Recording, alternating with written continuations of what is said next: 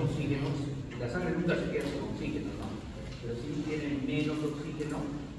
Y regresaba al pulmón, y en el pulmón volvía a ver el intercambio del CO2, ¿no? Hacia el alveolo y lo exhalábamos. Entonces, ese era el viaje más o menos que teníamos de los gases, ¿sí?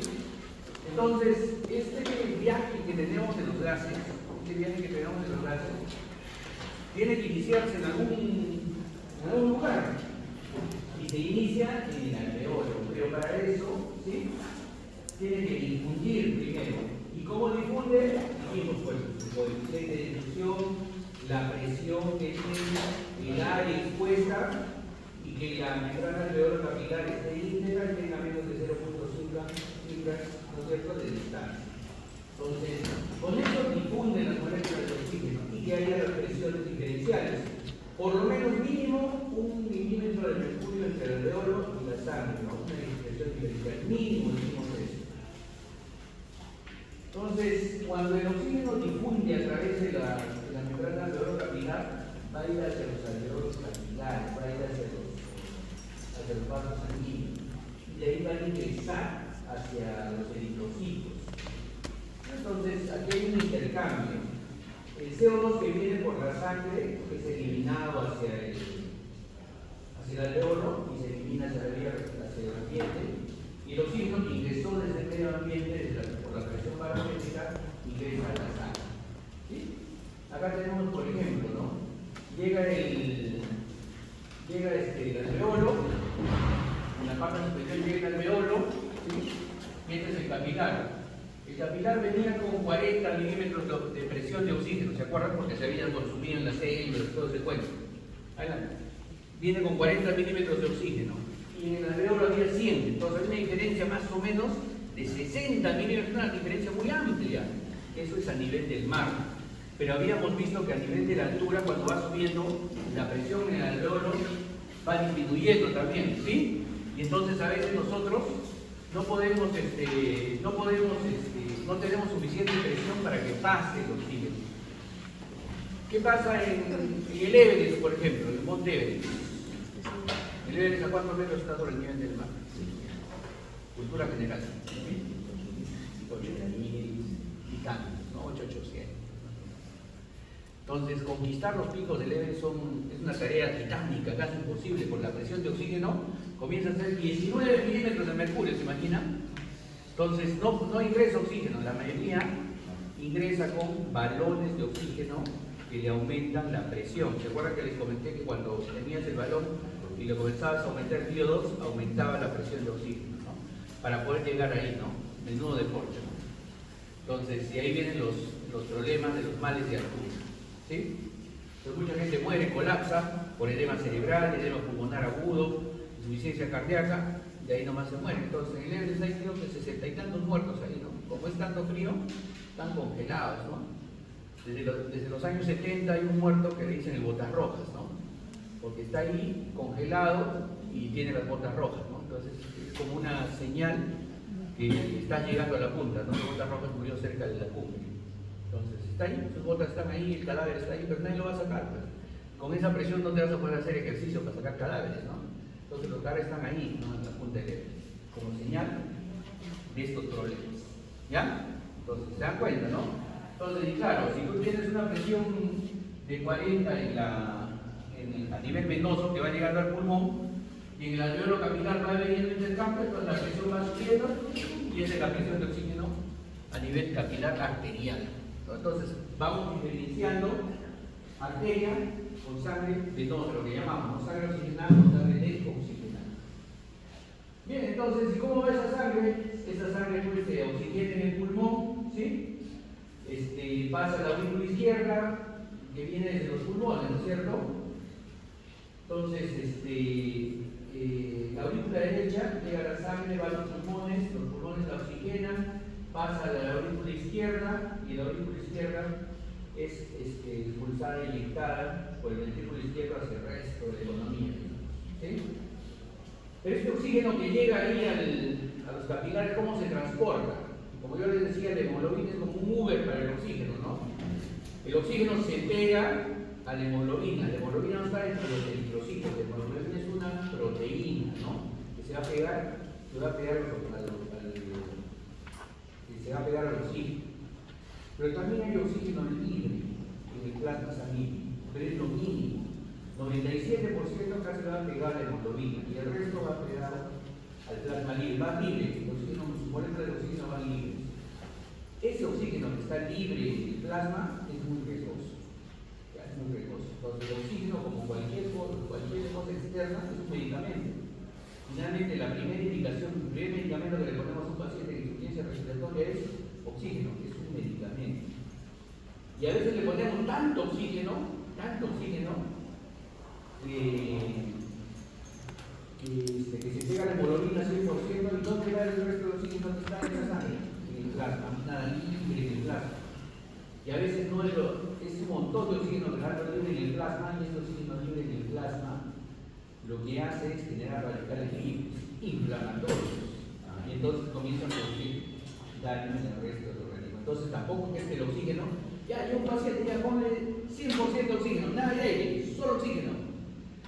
Y ese oxígeno comienza a saturar totalmente la hemoglobina y comienza a haber muchas moléculas de oxígeno libres en el plasma, se oxidan, comienza a generar radicales libres y comienza a inflamar los pulmones, los niñitos prematuros, por ejemplo, comienza a inflamar la retina, comienza a producir daño retiniano, vasos sanguíneos, desprendimiento de retina, etc. ¿Ya? Entonces hay muchos riesgos también con el oxígeno, hay que controlarlo. ¿Ya? Entonces la mayoría del oxígeno va a pegar la hemoglobina. Un pequeño porcentaje va libre en el plasma sanguíneo. Esa es la forma de su traslado. Esta es la hemoglobina tiene 4 cadenas, todos alfa, 2 beta, y en cada cadena hay un grupo hemo, o sea, hay 4 grupos hemos, que contienen fierro en forma ferrosa, es importante, ferrosa. Ya, entonces viene la molécula oxígeno y se pega a la hemoglobina. Tiene entonces 4 ciclos de unión. La hemoglobina es una proteína que denominamos alostérica. ¿Qué quiere decir la proteína alostérica? Que va facilitando la unión de una molécula de oxígeno conforme va avanzando su porcentaje de unión. ¿Qué es esto? En la primera unión es un poco más difícil, pero la configuración cambia y entonces a la segunda molécula es más fácil unirse, a la tercera es más fácil y la cuarta la unión es un poco más laxa. Y entonces eso nos facilita también, no solo para que se pegue el oxígeno a la hemoglobina, sino también para liberar, ¿ya? Esa conformación alostérica que tiene nuestra hemoglobina. 4 cadenas. Y entonces tenemos hemoglobina oxigenada y hemoglobina deoxigenada. ¿Cuántos de ustedes saturan 100% en la tabla? No sé. ¿Cuántos saturan 100%? ¿Cuántos se saturan alguna vez? ¿Se han tomado la saturación de oxígeno? ¿Quién saturó 100% un ratito y después ya después saturar 100%? Difícil, ¿no? Difícil saturar 100%. O mantener esa saturación. Es un error generalmente del aparato. ¿Ya? Es un error. A menos que le están los suplementos de oxígeno, es un error. ¿Por qué? Vamos a verlo un momento más. ¿Ya? Vamos a verlo un momento más. Entonces, el transporte de oxígeno, como les digo, 97% pegado de hemoglobina y 3% disuelto en el plasma sanguíneo. ¿Cuánto traslada más o menos un paciente entonces en volumen? El volumen más o menos se ha calculado que por cada gramo de hemoglobina, un gramo de hemoglobina, traslada 1.34 mililitros por sí. 1.34 mililitros. Este valor es muy importante, muy importante. Acá vemos un paciente que tiene 15 gramos de hemoglobina y traslada 21 mililitros de oxígeno por 100 mililitros, lo ideal. 21 mililitros por 100 mililitros, ese es el transporte ideal. Un paciente que tiene 15 gramos de hemoglobina. ¿Cuánto hemoglobina? La última. 14.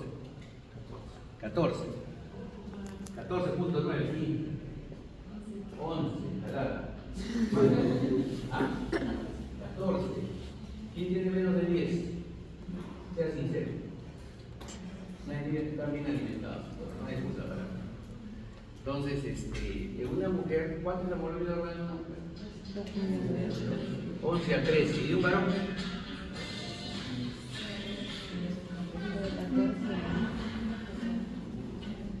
¿De un varón cuánto?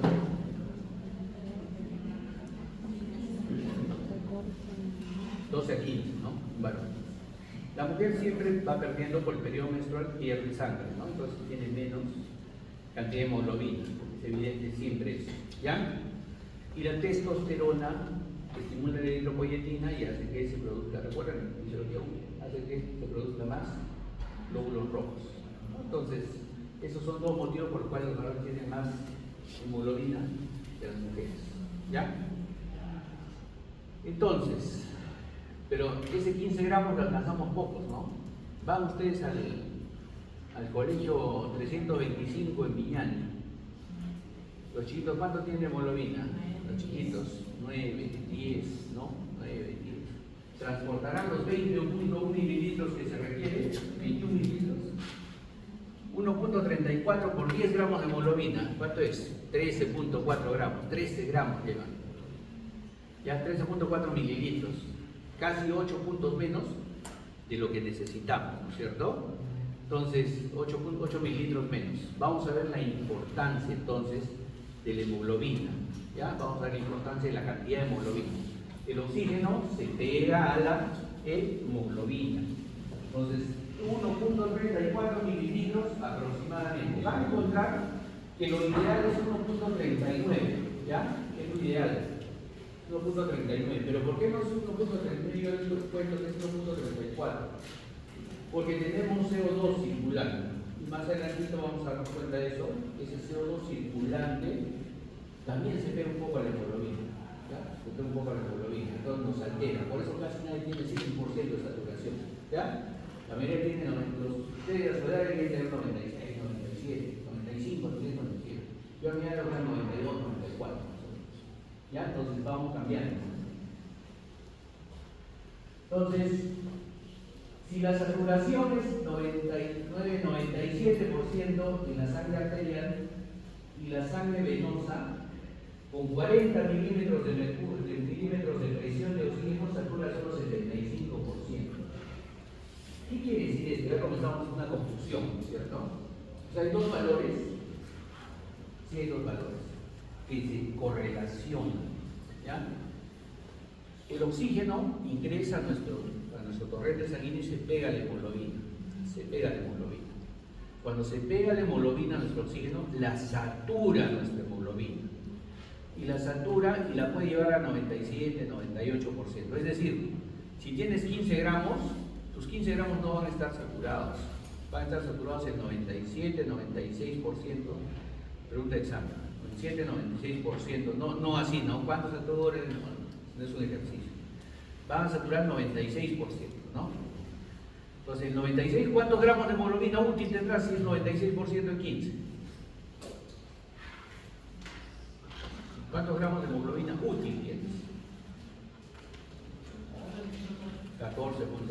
Y eso multiplicarlo por 1.34.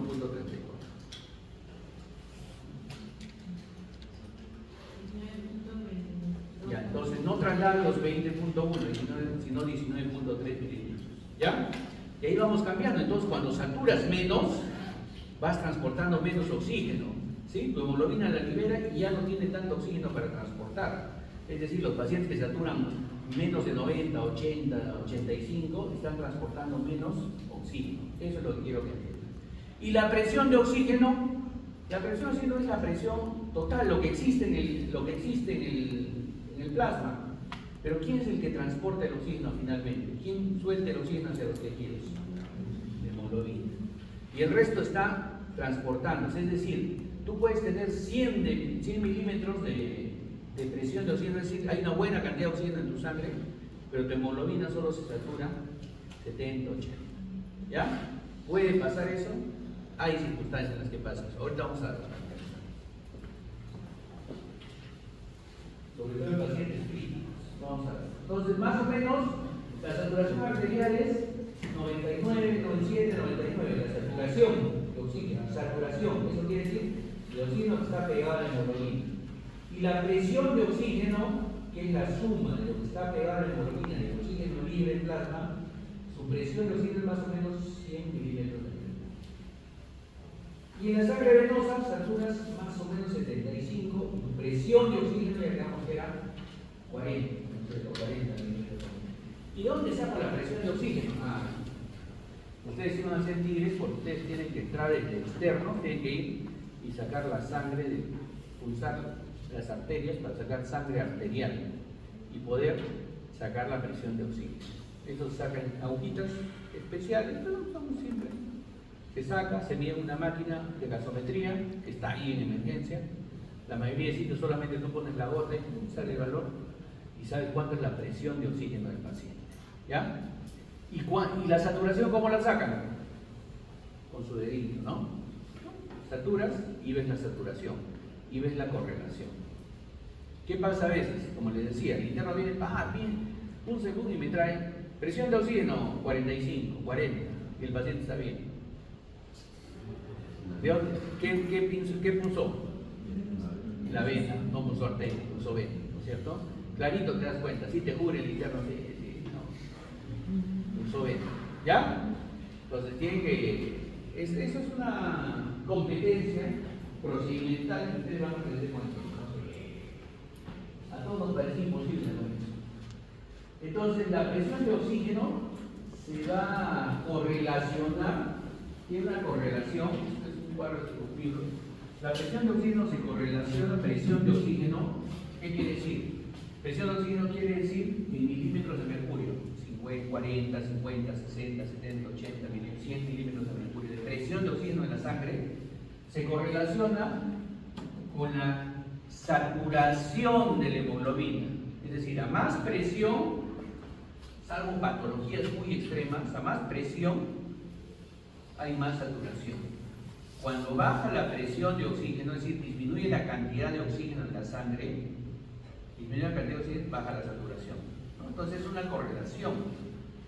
Y también se correlaciona con la cantidad de mililitros, con la cantidad de sangre, de oxígeno que está circulando en la sangre, por cada 100 mililitros. Entonces es una correlación que existe. A menos oxígeno, menos presión, menos saturación. A más oxígeno, más presión, más saturación. ¿Ya? Mejora la saturación. Y entonces, por ejemplo, ¿no es cierto lo que decíamos? Al 97% de un paciente con 15 gramos, solo hay 19.7 mililitros de sangre que está circulando. Y en las venas, a 40 milímetros de mercurio, con 75% de saturación, circulan 14.4 mililitros. Entonces, llegamos a la conclusión bajo este precepto de que cuando la sangre arterial pasa por los vasos sanguíneos, pasa por los tejidos, le da a las células en total por minuto 5 mililitros de oxígeno. Eso es lo que requiere mínimamente nuestro organismo para sobrevivir. 5 mililitros. ¿Ya?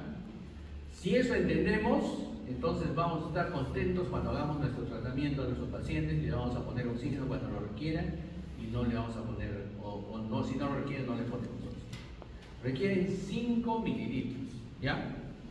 Yo les cuento esto porque yo soy anestesiólogo, tenemos discusiones permanentes con los cirujanos cuando quieren entrar a operar a un paciente con 10 gramos de hemoglobina, 9 gramos de hemoglobina, tiene 7 de hemoglobina, 7. Le digo, si es una super emergencia, entregamos, ¿no?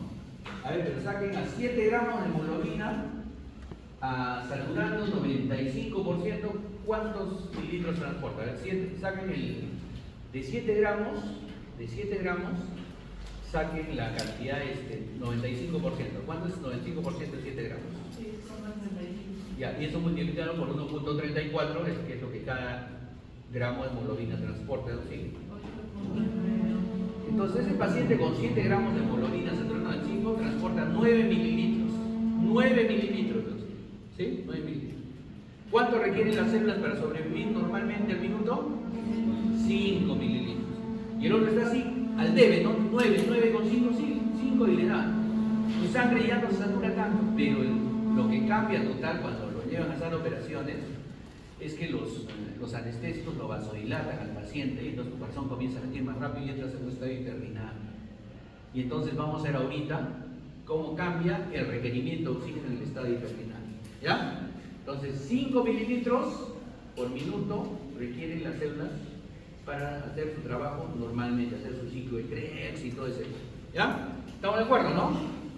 ¿Se entiende dónde salen los valores? Eso es lo que quiero saber. ¿Se entiende? O sea, lo que me interesa es que lo razonen, ¿no? ¿Sí? ¿Se entiende? No hay dudas, ¿no? Miren, ¿no? Entonces, llega la sangre oxigenada y le pasa sangre a las células, ¿no? 100 contra 40 entre el oxígeno total. Y entramos y oxigenamos 4 mililitros, 5 mililitros por minuto. 5 mililitros por minuto. Ya no hay duda, no hay ninguna duda, ¿no? Entonces llega la sangre arterial, la sangre oxigenada del corazón, llega y se mete en los vasos arteriales, llega a la célula solo tiene 40 milímetros de mercurio de oxígeno. ¿Por qué viene tan poquito? Porque ya lo consumieron en el ciclo Krebs, ¿no? Ya lo consumieron. Entonces hay que reponerles. Entonces, como es 100 contra 40, así pasa. No hay problema. 45 contra 40 pasa. Caso contrario es el CO2. El CO2 se produce, ¿no? Es parte del catabolismo celular. Y entonces, como el calor produce CO2, pero el CO2 al contrario, el CO2 produce calor. El CO2 es parte del catabolismo. Entonces, el CO2 pasa a la sangre venosa, 46 contra 40, la sangre que viene el pulmón. Entonces sale normalmente. ¿Ya? Entonces 46, como es más difusible, 24 es más difusible, 46 lo mantiene en 46 la sangre venosa. ¿Sí? Entonces, cuando tú sacas un gases en sangre, si es una sangre arterial, más o menos tienes que encontrar un valor entre 95 y 100 de oxígeno y entre 35 y 45 de CO2. Bueno, justo. ¿Ya? Bueno, justo. Y entonces ya sabemos de dónde vienen los gases en sangre. Ahora sí ya sabemos. Sí, ¿no? Ya entonces ahora sí ya sabemos dónde vienen los gases en sangre. ¿Y cómo se van a alterar? Ahorita vamos a ver cómo se van a alterar. Entonces, y acá es el CO2 al revés, ¿no? La curva inversa, lo que es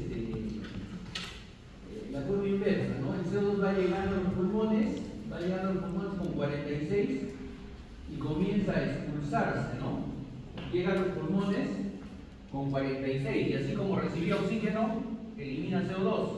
Y en lugar de ir como el oxígeno, la curva en el pulmón, sube la presión de oxígeno, ¿no?